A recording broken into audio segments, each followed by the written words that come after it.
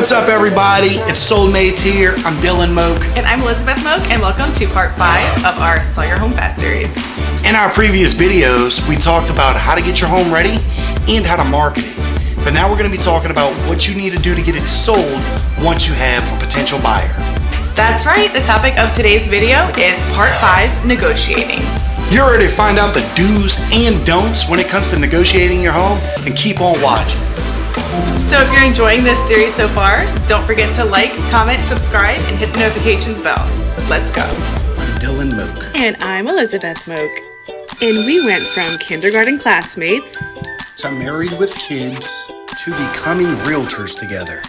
We'd love to have you along for the ride. Soldmates. So, plain and simple, when it comes to selling your house, it is a business transaction. And as you as the seller need to keep these things in mind. Selling a home may feel really personal to you, and that's when ego, emotions, and opinions can get in the way, but it's important that you don't let them. So to help you in the negotiating process, we're going to go over the do's and don'ts in this section of the series. Do let the buyer speak first. Like any sales transaction, buyers have a price in mind, so do not lose the advantage of being able to counteroffer and let the buyer speak first. It's important not to be too anxious to tell them what you are willing to accept. It might be lower than what the buyer was willing to offer. Also, having the buyer offer first will give you a better idea of what price they really have in mind. Don't meet in the middle. Agreeing on a price often means meeting in the middle. Avoid the human nature of meeting in the middle, which usually ends up in you, as the seller, agreeing to a slightly more than what you plan to ask for. Instead, maximize your negotiating by counteroffering in small increments. Do stay quiet and listen. It sounds simple, but one of the best ways to negotiate a sale is to remain quiet. Developing an overly friendly relationship with a buyer and their agent can interfere with you selling your home quickly and for a fair price. So be sure to remain quiet and poised in all steps of negotiations. Don't be moved by any awkward silence. When you are negotiating and the buyer makes an offer, don't feel compelled to respond immediately. Plus, you never know if your silence may move them to revise the offer or offer a concession to break the silence.